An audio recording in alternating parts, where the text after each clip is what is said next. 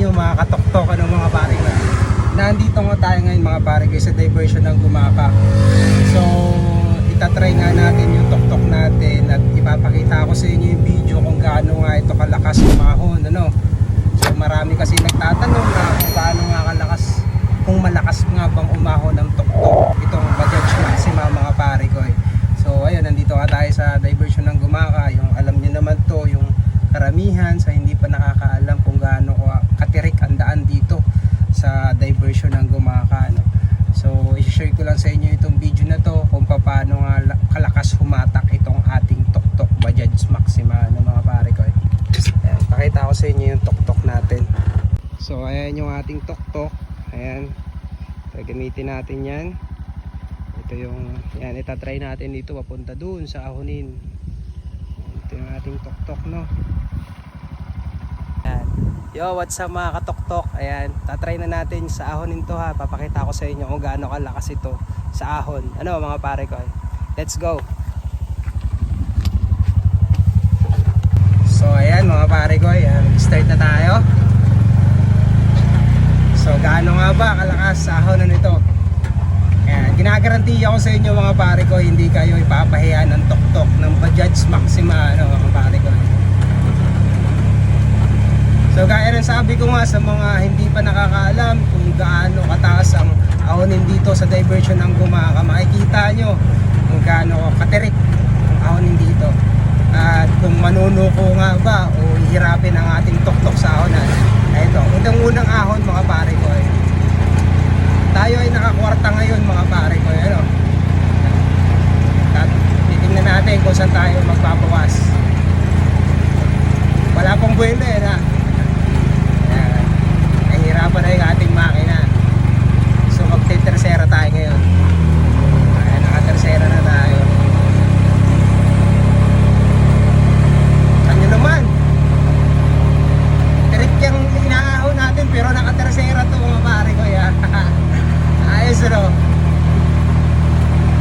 Sa mga nagtatanong, ito na po yung request nyo para makita nyo kung gaano kalakas sa ahonan ng tuktok Bajaj Maxima, no? Ayan, nakikita nyo yung daan yan, tirik na tirik yan. Buti na nga lang, pinagbigyan tayo ngayon ng panahon na hindi na maulan. So ayan, naka-tersera nga tayo, ano. Hindi ko na mapakita sa inyo yung cambio kasi nahirap, walang kasama, wala nag-video, ako lang. Ay, hindi ko naman pwedeng hawakan yung cellphone. Kailangan talaga nasa cellphone holder lang, no. Takas ang ahonin pero naka-tersera tayo mga pare ko, ya. Ayan, pakita ko sa inyo. Huwag na nga.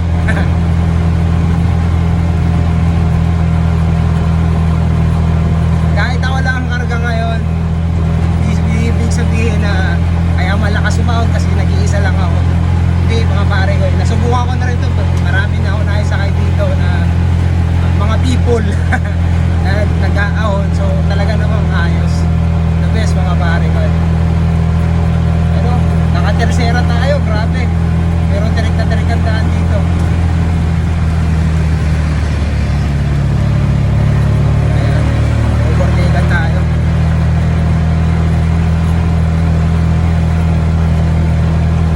The best ang tuktok, the best, the best. Pero ang ganda na ng diversion ng Gumaka mga pare ko. Panalo na to. Kaso nga lang talaga sobrang tirik, no? Kaya yung mga malalaking sasakyan, yung mga truck, imbis na dito dumaan, hindi na makadaan dito, gawa ng sisirain lang yung sasakyan nila kasi sobrang taas talaga. May mga ilang nadaan naman, pero alam mo yung sa pilitan lang, lalo na kapag traffic sa bayan ng Gumaka. Kaya nakakadaan lang dito is itong mga ganito kalalaking sasakyan. Yan, mga 4 wheels lang talaga, ano. Ito na ng bahay ng Gumaka. Hindi na nakita sa video. Naka-tersera tayo, hindi na tayo nagsigunda. Pero mamaya dun sa crossing ng Pitogo, so didiretsuhin kasi natin yan, ano. Dun yung makikita mga pare ko, yun yung tirik na wala talagang buwelo. As in, walang buwelo talaga pag-akyat kasi crossing yun tapos direct ka agad.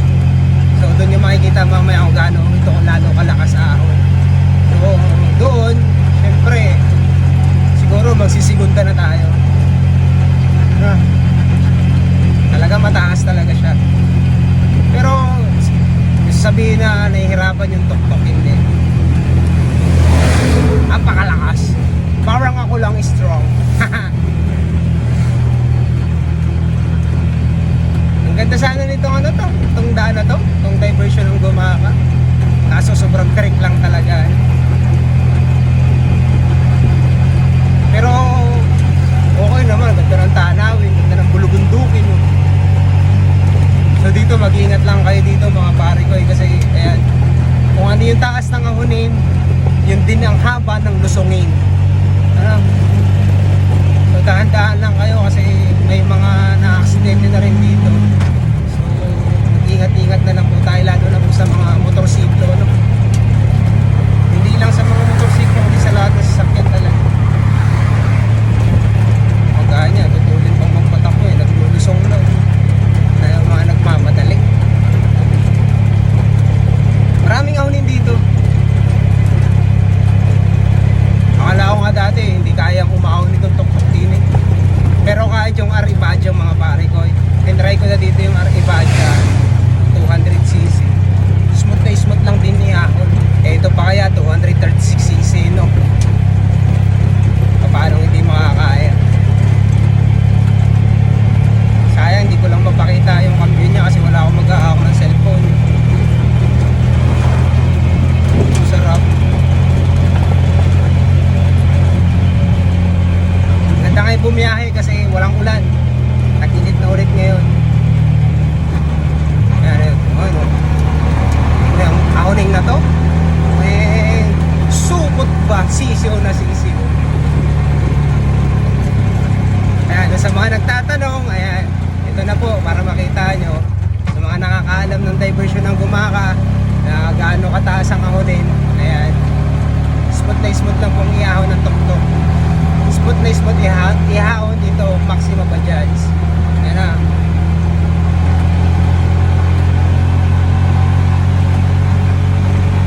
Hanggang tercera lang tayo.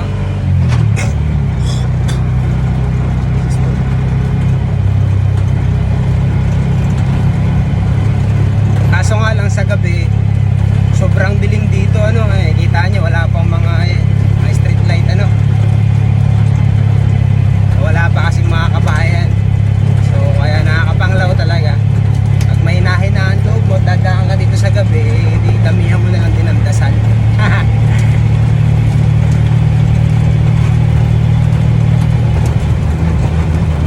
Ay, sayang, hindi ko napakita yung gauge natin, no? Nag-start tayo.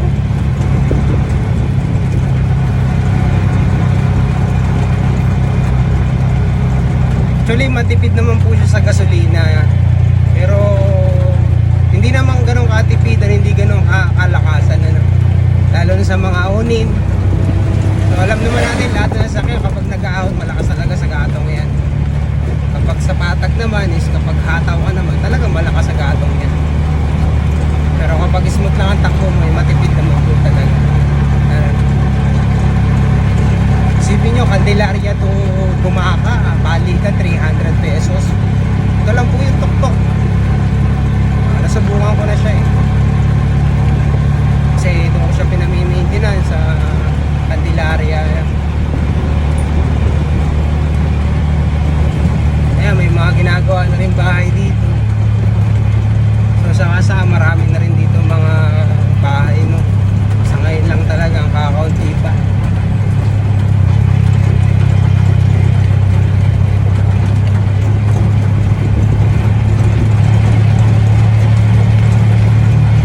Ayan, ganda rin tayo. Nakita nyo yan.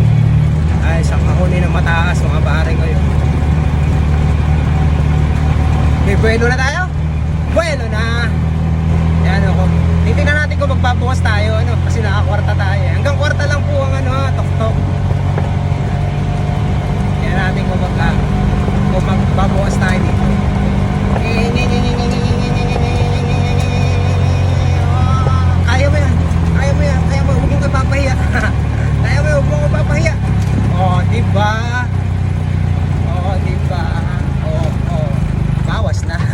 na tayo sa tuktok. Ayan. Hanggang tercera lang talaga. O at least, di ba? Kwarta umaahon. Kwartahin kita eh. Ang masarap doon yung ano, yung isa, yung yan nga sa crossing. Yung walang buwelo talaga mga pare ko. Kasi hindi ka naman pwedeng dumiretso sa crossing, di ba? Panggahin ka diyan. Ay tirik na tirik pa. Ay doon na tayo magsisingin doon talaga. Ayan, malapit na tayo mga pare ko. Dalawang liko na lang, kaliwa at kanan. Ay, thank you po. Sarap mag-drive ng bagong kain, no? Kaso nakakaantok yung ganitong init. Ayan na. Ito na yung crossing ng Pitogo. Ayan.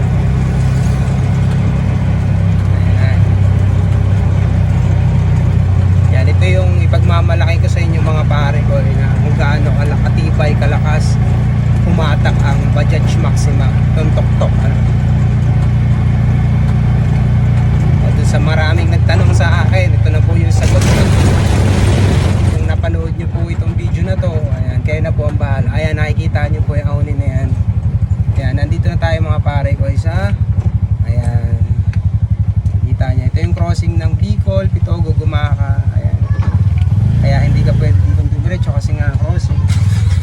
So, ayan. Okay na mga pare ko, ito. Walang buwelo yan ha, tumigil na tayo. Ayan. Game na. Pakitaan mo ako pre.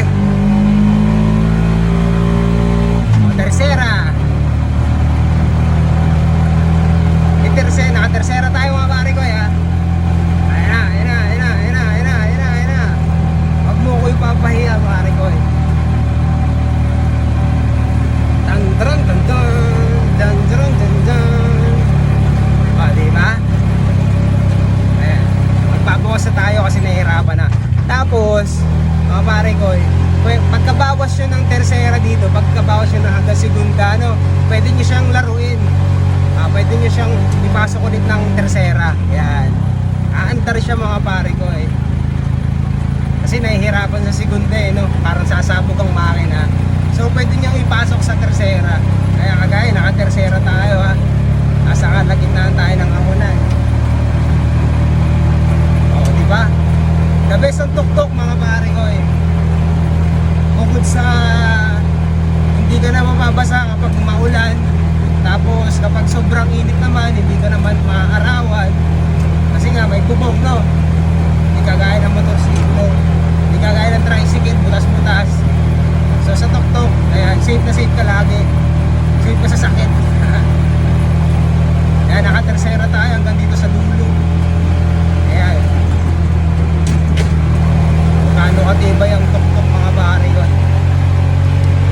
Diba? The best. Wala na yata ang ahonin dito sa unahan na to eh. Ito papuntang Bicol na to. Pero ang kagandahan dito sa diversion na to, kasi pa yung ginagawa dyan na parang, alam mo yung sa Baguio, yung Leon, parang gano'n ang itsura niya. Oo, ginagawa na eh. Awan lang kung kailan ba natapos. Pero sa mga maliliit na sasakyan mga pare ko, so dito na lang kayo dumaan. Kung halimbawa punta kayo ng Manila, punta kayo ng Bicol, na kayo dumaan ng bayan. Huwag na kayo magtipid sa gasolina. Kasi dito napakaganda ng dawan, ng lubak talaga. Ano lang, ang kalaban nyo lang talaga dito is ahonin, pero iwas naman kayo sa traffic. Kaya doon sa mga hindi pa nakakadaan dito, hindi pa nakakaalam na itong daan ng diversion na to, kung kayo ay mga biyahero diretso, tapos ang sasakyan nyo is mga, ayan, kagaya niya, 4 wheels lang, no? Hindi yung mga malalaking sasakyan. So dito na kayo dumaan, mabilis na ang biyahe nyo dito mga pare. Malapit lang din naman. Talagang iwasan nyo lang talaga yung traffic sa Gumakaan. Buti nga ngayon, wala nang traffic sa bayan kasi ang pangit kasi ng kalsado dun mga pare ko, totoo lang. Kaya hindi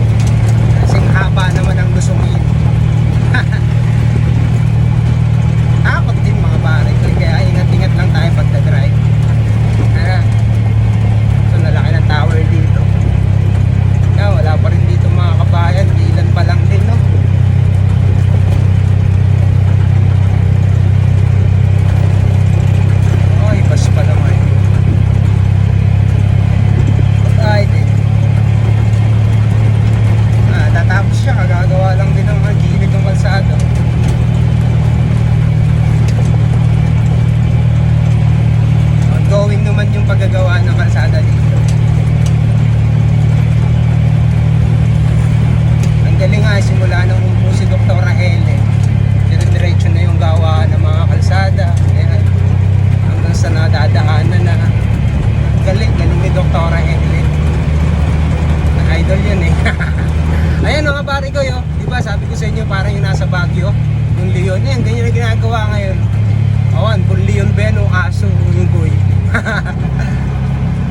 Titingnan natin yan kung kailan matatapos yan. Pero wari ko, parang ano yan eh, parang awan, basta kung aso man yan o lion. Ay siguro magandang pasyalan yan pag natapos. Kaya pagkatapos yan ay nakaw, panalo ang diversion ang kumaka kahit anong taas ng ahonin dito, dadaan kayo din. Ayun pa nga lang, ang sarap na eh. Pa kaya matapos ng sobra. Finish na. Diba? Ayun, nakita nyo ng mga pare ko eh. Kung gaano kalakas itong umahon, ang tuktok, ang ating Bajaj Maxima na mga pare ko. So, ayun. Paring text mga pare ko eh. Ayan, kung nagustuhan nyo itong video na to mga pare ko eh, kayo nang bahala. Subscribe nyo naman yung YouTube channel ni Paring Text ano. Para tapos abangan nyo rin yung mga susunod nating video. Siguro yung mga diversion ano, yung mga ginagawa siguro papasukin natin yan. Kaso yung iba kagaya yung sa ating Monan, yung ating Monan Tumauban, siguro motorsiklo na yung gagamitin natin ano? Yung motorsiklo ni Paring Text kasi di pa ako nakakapasok doon, baka mamaya maligaw ako. Ay mas maigi nang maligaw pag motor ang gamit mo. Kahit sa bundok pwede kang manood sa sukalan, ayan, sa kamuhan pwede mong idaan. Itong tok-tok hindi pwede. Di ba yung tricycle talaga doon dumaan sa gitna, bus ka boy. Ayun mga pare ko, nandito na nga tayo sa tabing highway ano. Ayan. Ayun, ang ganda lang mga pare ko yung video na to. At kung nagustuhan nyo nga ito mga pare ko, kayo nang bahala mga pare ko. Sa mga nagtanong, sa mga magtatanong kung malakas nga ba humatak ang Maxima Bajaj ang tuktok. So malakas mga pare ko. Ayan. Ginagarantiya ko sa inyo, hindi kayo magsisisi. Yun lang mga pare ko, kita-kits tayo sa susunod nating vlog.